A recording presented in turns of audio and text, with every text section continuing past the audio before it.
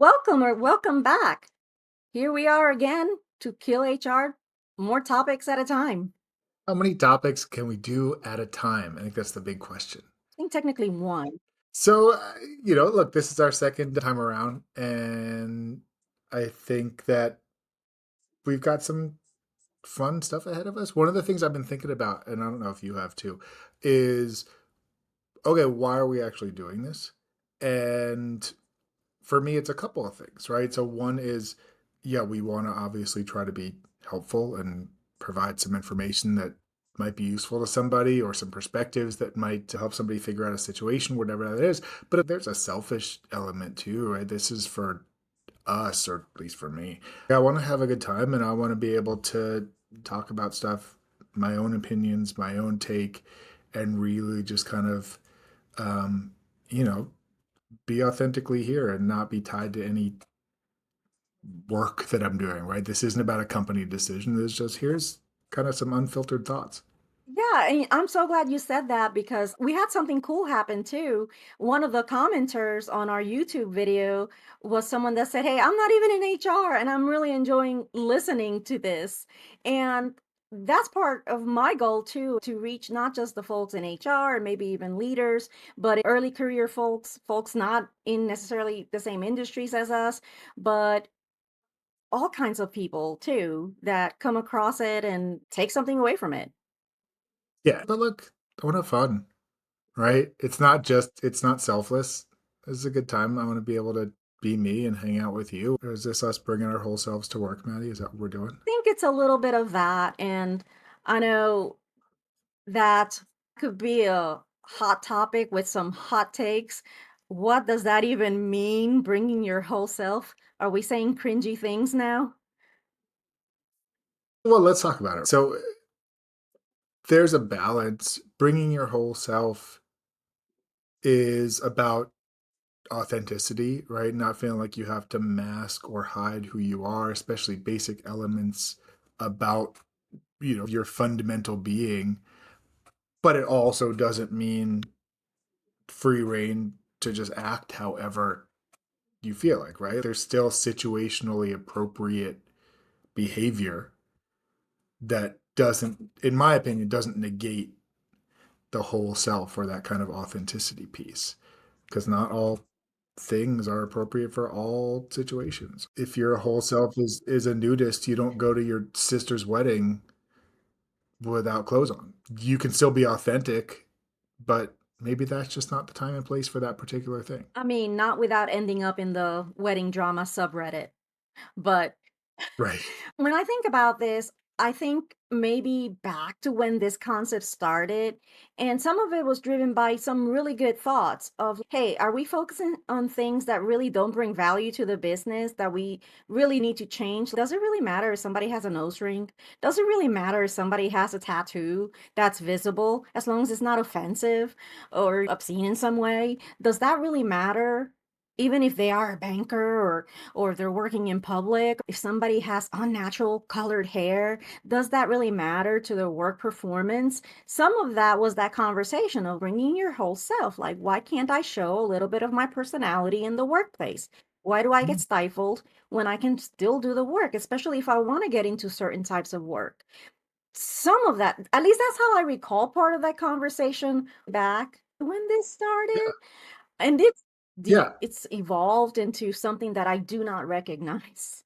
Well, I think there's, and this is going to be a theme, I assume, for a lot of our conversations, right? Is just the shifting expectations of the relationship between work and employees and kind of what people expect. But yeah, I think you're exactly right. It was, yeah, let me have my piercings, let me have my funky hair, let me have my tattoos, let me like wear something that isn't inappropriate per se or offensive, but maybe is not standard corporate.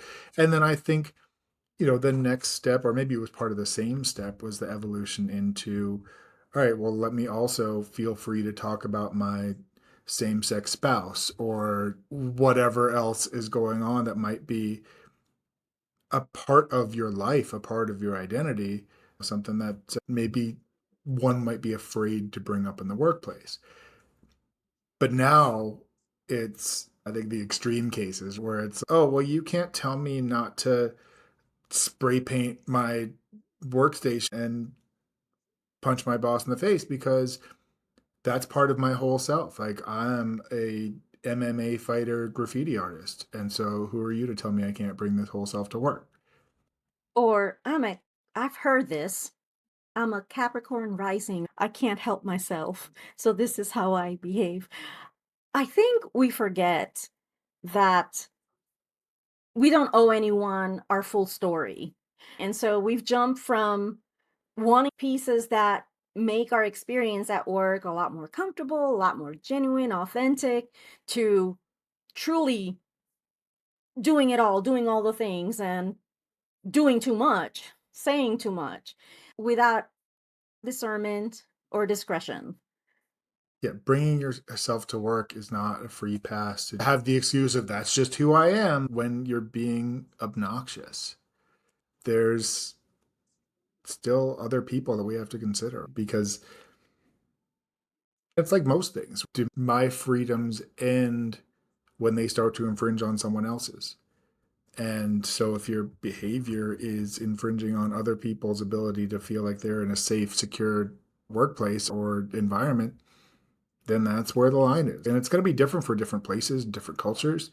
That's where I think it's important to start really moving toward this model of healthy, practical authenticity. Part of it's reading the room, and part of it is on leaders to model the right behavior and give some feedback and reinforcement for folks to help them understand those boundaries. Because it goes back to what we talked about last time. You don't know what you don't know, especially for new people in the workforce. But it's creating those specific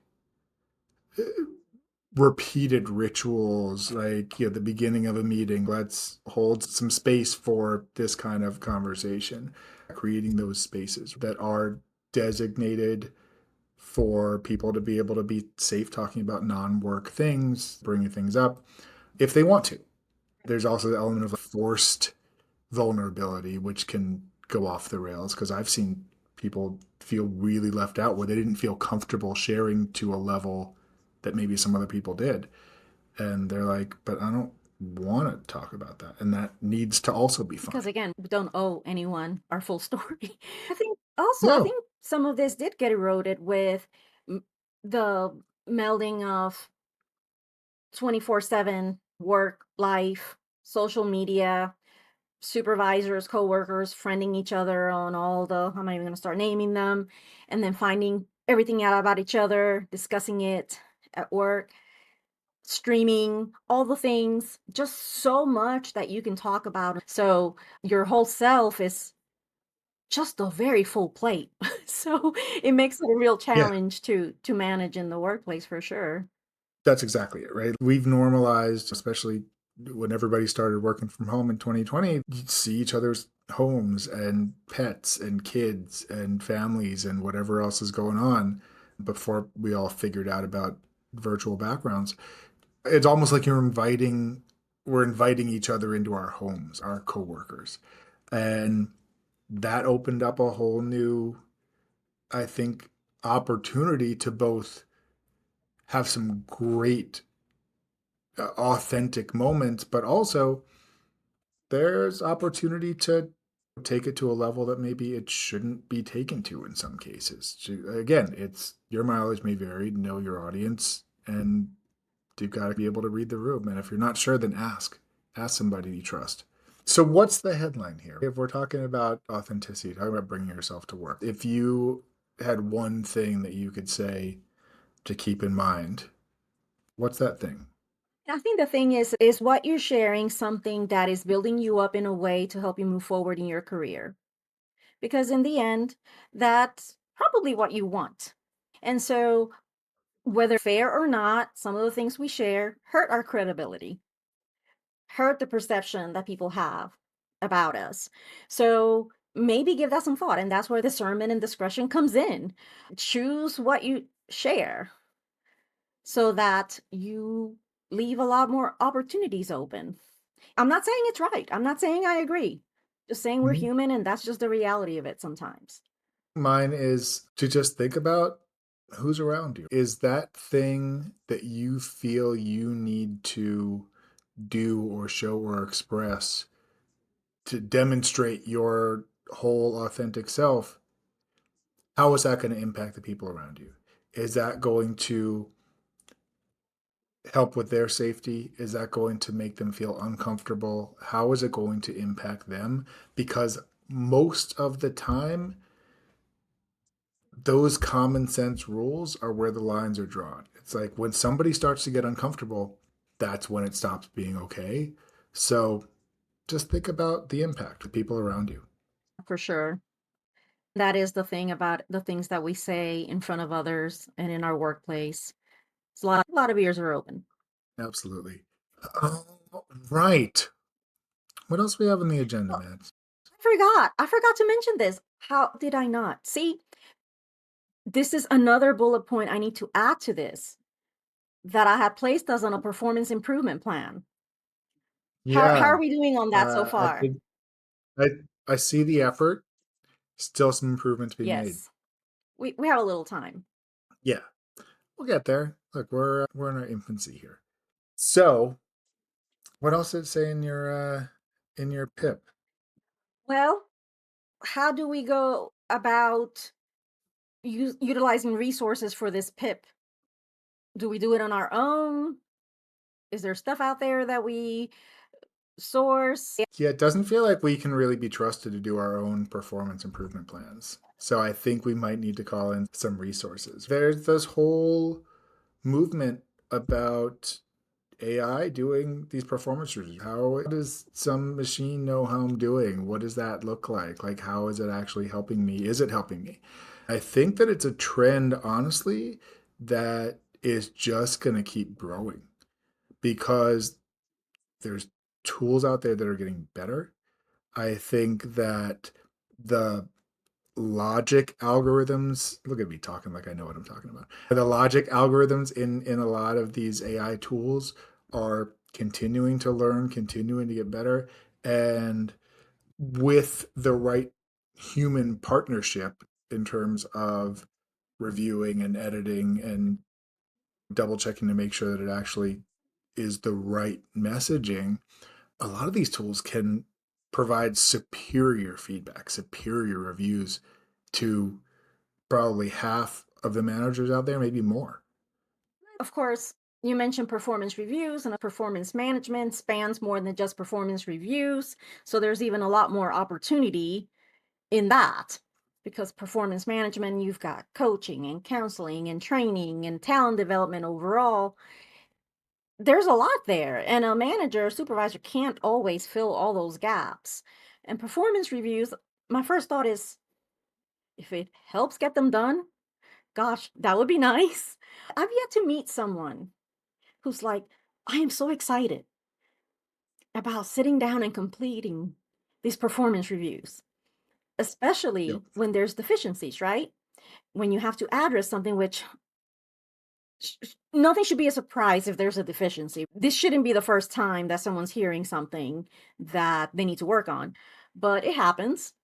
And then it's like, how do I word this? And what should be the next step? And I can definitely see where AI can come in and smooth that out because it's no different than some of the literature that's been out there about how to say things and Mhm. perfect phrases for supervisors. That's literally a title of a book that I used to hand to supervisors to help them with those phrases when I wasn't available. You can kind of trust, like, hey, this is a good guide for how to say certain things.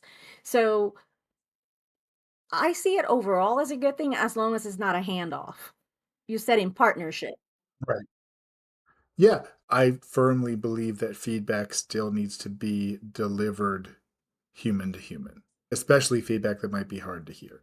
But I know, like, there's a tool that I'm familiar with that is basically soup to nuts. Like, it's a tool, it'll sit in this AI agent, right? That'll sit in on your one on ones between a manager and their direct report. It's listening, it's taking notes. So, throughout the course of the year, amassing all this data and information when you talk about your check-ins, when you're talking about how things are going, talking about goals, when you're talking about, when there's feedback that's delivered, when there are concerns that are raised, and it doesn't forget anything. Mhm. right? And I think that's where it's superior to humans in some ways. It doesn't forget anything. It doesn't have recency bias, where because something happened 6 months ago, it's not as important as something that happened yesterday. And it has the ability to look as objectively as possible, because I think we're all aware that AI models still have bias baked into them because they were trained by humans. So we're not in a post bias society, but compared to a lot of people, still pretty objective, right? And is able to present feedback in a way that is measured, that takes into account kind of all things being equal to a certain extent. And maybe that's the downside, because then that's where a human has to go in and say, actually, this thing's not equal. It's more important. So we should Right. emphasize this more. But it gives you that whole synthesis that then you've got a tool that gives you everything you need to just make some finishing touches. And this is free tip for those folks who are like, oh gosh, my organization can't afford anything like that, but I would love something like that for my meetings. You can utilize something like your free video conferencing to do that. Set it up, have it listen to you during your meetings, set it up to record your session, and then you can go in and edit those notes, share that with your direct report, store it, and then you have a record. It is very helpful. Right. Okay, so that's interesting, because it almost sounds like, and tell me if I'm hearing this wrong, it almost sounds, Maddie, like you are advocating for people to use like secret AI tools that are not sanctioned by their employer, sanctioned by their workplace. Is that what you're telling people Well, to do? no. When I recommend this type of solution, I do ask the supervisor to disclose it that, hey, we are recording this session. I will be utilizing the AI tool to transcript our session and I will be sharing it with you. So I don't do that, but I know that it can get tricky with folks sometimes using AI tools without approval when they shouldn't, and there can be definitely risks to that. Yeah, I think I saw a statistic, and I'm not gonna, don't quote me on this because I could be making it up, but I'm pretty sure not. That there was a survey that was done recently. Over half, or almost half, of American workers say that they are using some kind of AI tool at work without telling anybody about it, without kind of their employer's permission or knowledge. And I saw another one. A lot of people are paying for tools that they're using at work, which I find fascinating. For me, I'd just as soon ask for the money, let the business pay for it if it's helping them out. But this raises a lot of questions. There's the ethics piece. What's okay? What are people still able to claim credit for work wise? I think more and more there's this data security piece, which I'm definitely not an expert in, but I know that's a big area of concern for a lot of companies, is what information are people feeding into these AI tools to get these outputs? How much risk does that present to us? There's a lot of stuff going on there, but like, what do we do? My son at school was all about, no, don't use AI. When realistically, that's not the future. That's not what people are going to be doing. So maybe instead of saying no, we should be talking about how to do these things responsibly, how to do these things ethically, the kinds of tools that we can bring in, and in what use cases, so we can have that conversation out in the open. Yeah, I feel like I always have to have a confession about something. I don't know what is it about these conversations that bring this out in me. But hey, look, some of us have been purchasing templates on our own. Some of this is no different than that. It used to be subscriptions or templates, and now it's AI tools or platforms to do things through. The challenge now is that with all the hallucination that happens in the platforms, it can be problematic if that's all you're depending on for the information that you're researching. But there are good uses for it. And I think, yes, as organizations, we should be more transparent on how do we want you to use these things, because we need to be realistic, and it can be a efficiency gain for us. If we say, hey, we don't want you to, if you're doing legal research, to just use AI to create some document because we don't know if it's going to be accurate, but you can ask it to help me find in this government sanctioned website where the statute is found. You can say Yep. that. And then it saves you the time trying to find what you're looking for. That's a helpful use. But some other things like uploading company information that's proprietary could be problematic because confidential information, you're putting it out there in open source location for who knows Right. to find later or be used later in some way. So we really need to be more transparent about that. And I know we could probably do better with that. All of these, right, whether it's Gemini or, whatever the other ones are, they're LLMs, which is large language models, but they're designed to learn. And so any piece of information that you give it, it's saving somewhere and learning from that. And that's one of the things that you've got to remember. I use these platforms all the time to help me edit things that I'm writing, or if it's a report or a write up on something. But I'm also super careful to go through before I paste anything in and say, hey, edit this for clarity or whatever. I'm taking out the names, I'm going and taking out the specifics and giving it a document that's not going to, that if I dropped it on the street somewhere, isn't going to get me in trouble because there's no identifying information. There's nothing that is going to link back to any actual human being. It's a generic thing about somebody. We don't know who in some situation. But that's something that I probably haven't always been as careful as I have become lately because at first you just don't think about these Right. things. But these are the kinds of things we have to think about and have to talk about and have to coach about, right? And can you imagine being, say, in accounting and just uploading your P&L because you have an error on your Excel spreadsheet, just uploading the whole thing Yep. and being like, help me Guarantee it's been done. and not understanding also that there are challenges with, for some reason, the math and just depending on that as your end result. So you can't just give up your entire answer or solution to it either because it's not 100% accurate. So it's still on you as an employee to provide an accurate response, good work product, final result. And in the creative fields, gosh, I don't think we have time for that. If you have a creative job, which go you for still being in a creative job, transparency, I'm pretty sure it's even more key. Right? Well, then there's all the other, there's copyright questions and all kinds of things. Because if you're relying on an AI platform to give you content that you're going to use commercially, you don't know where it came from. There's all kinds of reasons not to. If your work product is that content, is that creative piece, then yeah, plenty of reasons to steer clear other than asking questions, ask for edits, ask for thoughts. One of my favorite prompts in ChatGPT is here's this thing, um, poke holes in this. Tell me challenges that people are likely to bring up. And so if I'm making a business case for something, that's going to help me prepare, right? But it's a tool. We have to use it as a tool. It can't be a substitute for thinking. Here I am just making cute pictures of my dog with wood animals or something. Valid.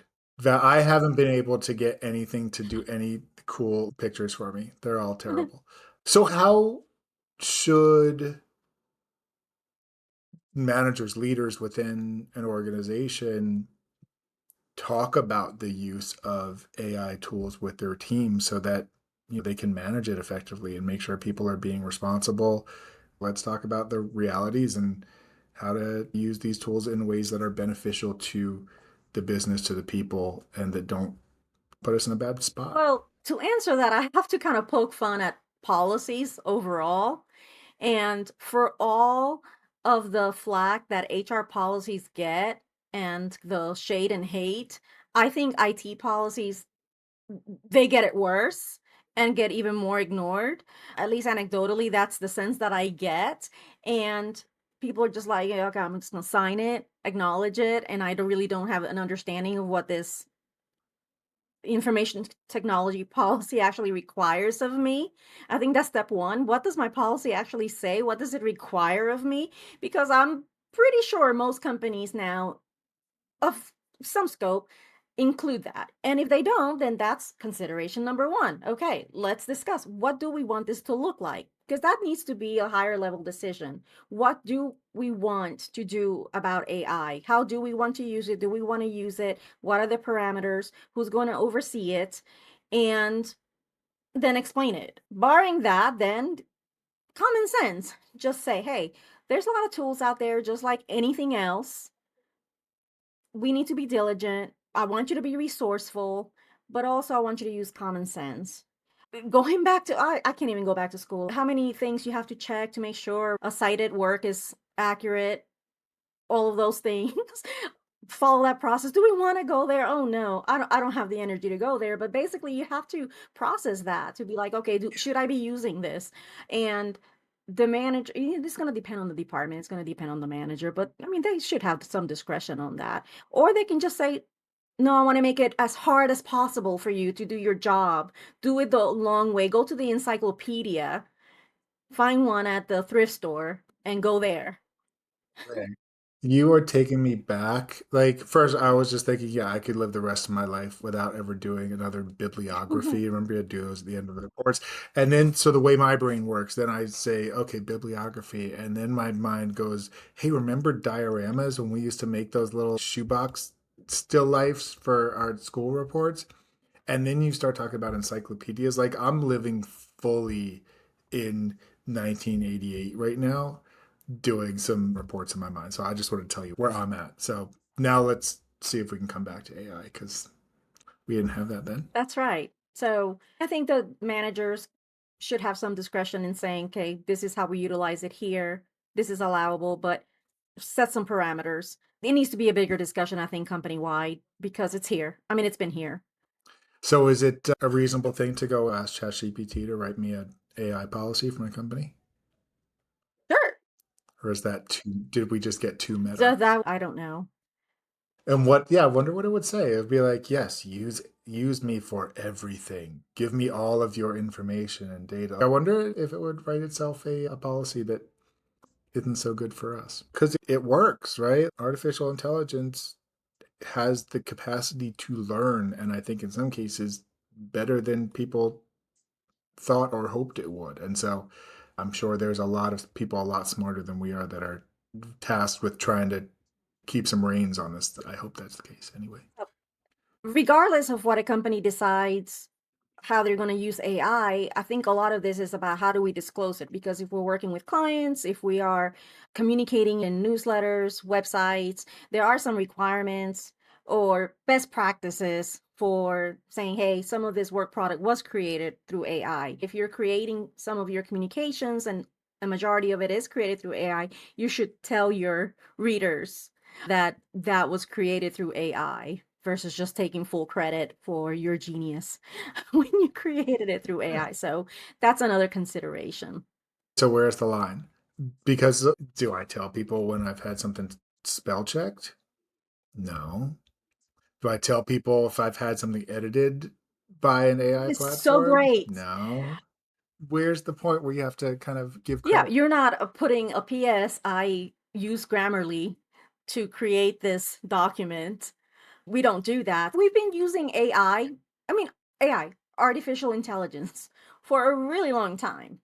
Um, we just have embraced this new form of AI in such a different way that we're talking about it differently, but we really have been using it for quite a while now. And in a way that we don't even think about it. Autocorrect, all the things. Mhm.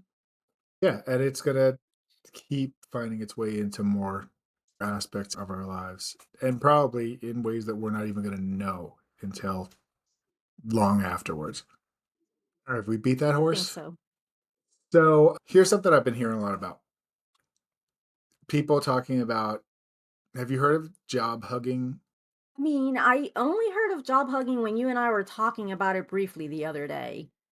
Yeah, it's the latest in this series of new terms that people want to invent just so they can write articles about it and post about it on social media.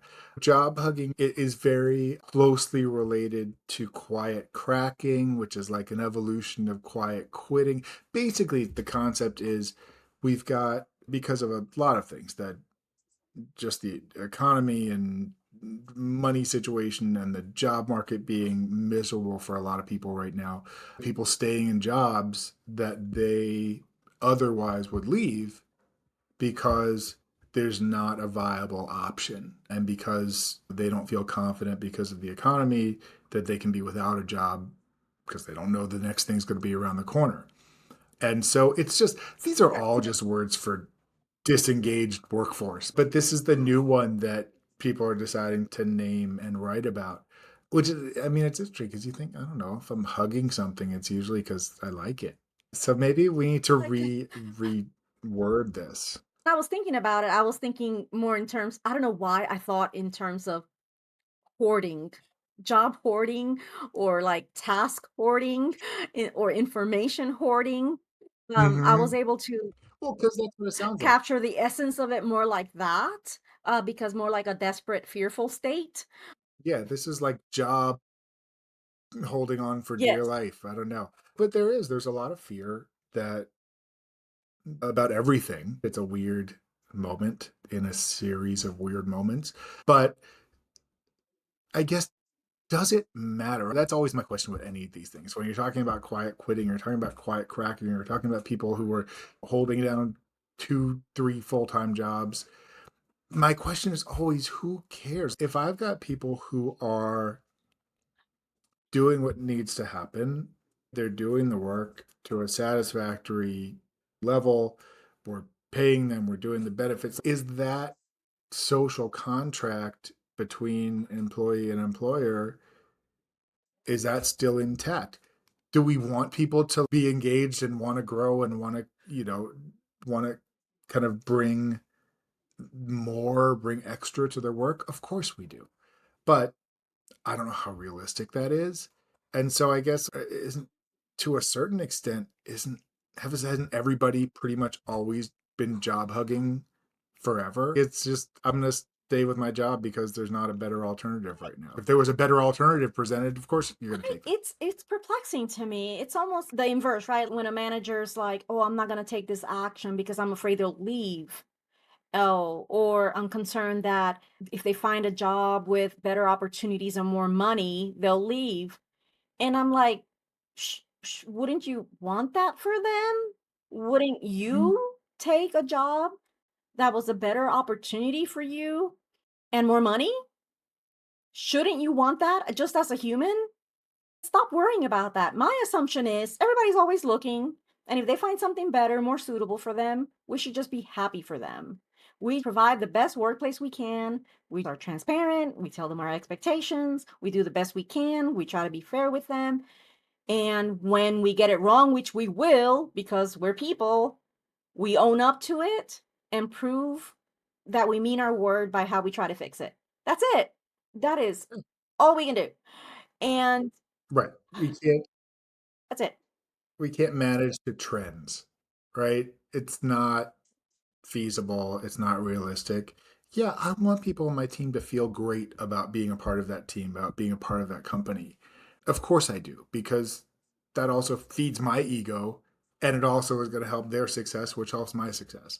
But at the end of the day, sometimes a job is just a job. And if that balance of benefit is still pretty equal, what's the big issue, right? And I know what people are going to say, like, oh, you don't care about people. Of course I do. About people's engagement and well-being. Of course I do. But these terms, that job hugging doesn't impact that. And if somebody's doing that because they don't love their job, they don't love where they are, and when a better opportunity comes along, they're going to take it. All right. Well, until then, let me treat them as well as I can. Let me do what I can to make sure they feel engaged and a part of something and understand the why. Have the conversations, be real, be transparent, give feedback. But what's going on and what they're feeling about the world at large, I can't manage to that beyond how it presents at work. Because honestly, that's not even my place. That's out of bounds. The other part is, I feel like we're being disingenuous when we say we have that high level of care about how they're feeling about it. Because the reality is, when it comes to one of the first topics we were discussing, review time, we know most people are going to meet expectations and they're going to get the meet expectations increase, if anything at all. Because most people, that's the exchange. Meet expectations is good. That's what we're there for. That's great. Few people are going to really excel because the exchange is you do what you are expected to do. So engage is just doing your job. If you're staying, if you're hugging your job, you're holding on to it, and you're just doing it because there's nothing else, then I don't see the problem. Now, if there are behaviors that are popping up, which I can definitely see that come up, because you know what? Again, confession time. I've seen them in me too. When I get a little concerned about things that are going on around me, and maybe I'm uncertain because hey, maybe communication isn't being transparent, or I feel like maybe something's going on that I'm not aware of. Maybe I get hyper vigilant about something and I'm like, I become more focused on something specific about my job and start poking at it a little bit more, or try to impose all my knowledge on someone to really show how valuable I am. And it could be disruptive, actually. Sometimes it's not helpful. So maybe that is a problem. And to some people, that can seem like, oh, they're so engaged and so loyal. They want to show everyone what they know. But to others, it might be, you need to stay in your lane because we're trying to do this thing over here. Right? It shows up in all kinds of ways. All right, real time revelation. Ready? I don't know. Now maybe I'm reversing my whole stance on everything that I just said. All right, hear me out.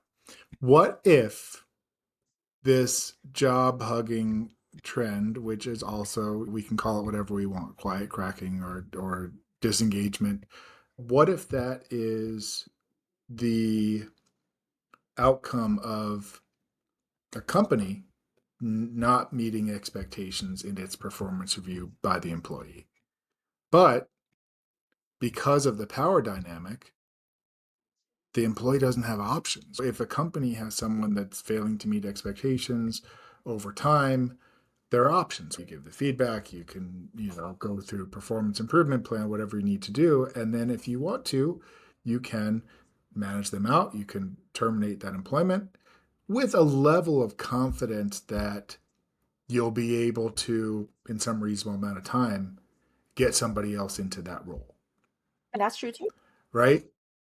So if this job hugging situation is just kind of shoes on the other foot, hey, I'm an employee. My company is falling below my expectations, but I don't have the power to do much about it, right? I can't put my company on a performance improvement plan. I can't do anything. And I can't terminate that employment relationship because I don't have that reasonable level of confidence that I'm going to be able to replace that income to find an equivalent role to do what I need to do. I don't know what that means, except that I clearly am thinking this out in real time here. And there's such value to steady eddies. I don't know, do we still use that phrase? When is this a bad thing? People want to stay in their jobs. We were just bemoaning not that long ago. We don't have long term jobs anymore. Our grandparents used to be able to work 35, 40 years at one job and retire from there. And now we move jobs every 2 years, whatever it is. And now we're complaining because people are staying at work a little bit longer. I guess it's because they're not feeling like they have a choice, which is a different dynamic. But if we had different choices, we would all want to just win the lottery. That goes without saying. So I actually just got a note on this topic. It's from, I don't know who it's from. It just says it's a note from the bestest Mm. manager um, on job hugging. He said the team seems content where they are. Classic job hugging.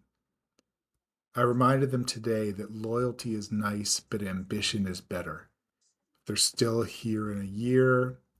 I'll wonder why no one else wanted them. Just kick them to the curb. So what do you say? What do you say to the bestest manager here?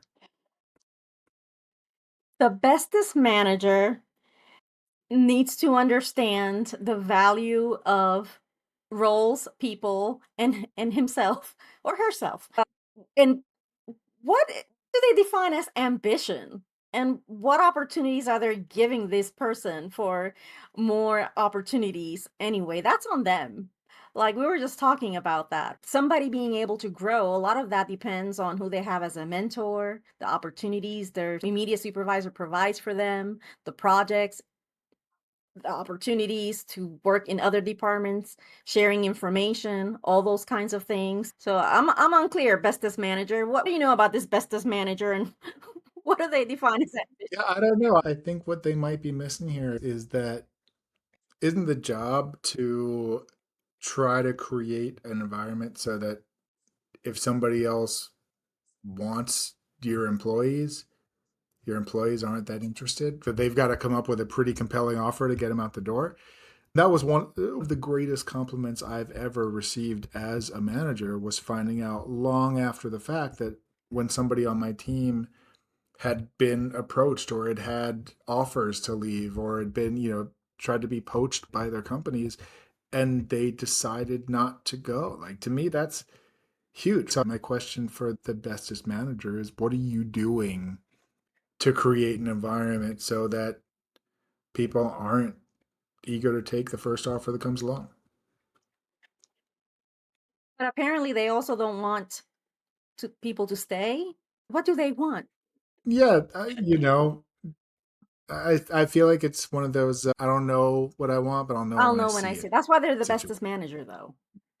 They're Yeah. Yeah, they don't need they rules. just oh my goodness. That is true. Reality is some people, depending on where they are in their career, really are very content in some of the roles that they are. They move to the roles that they are with us because what the role is. And it's awesome. And so treasure them. Treasure the people that you have.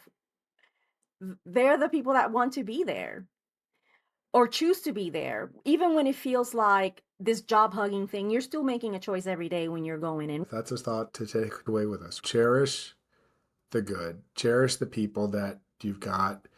Cherish the opportunities that are presented and do what you can to make them even better. At the end of the day, what else is there? But yeah, if you're a manager and you're like, hey, I need some ideas on how to show appreciation to my people, sounds like a great use of AI to me. Yes. That is awesome. See, it all comes full circle, Maddie.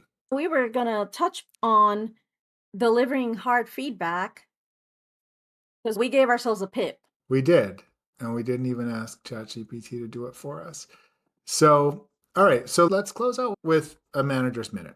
The question on the table is top tips for delivering hard feedback. As a manager, we all have to do the hard thing sometimes and have the conversation that nobody wants to have, that nobody wants to hear, to tell somebody on the team about things that are not going well, potentially put them in a situation where there's a possibility that their job could be in danger here.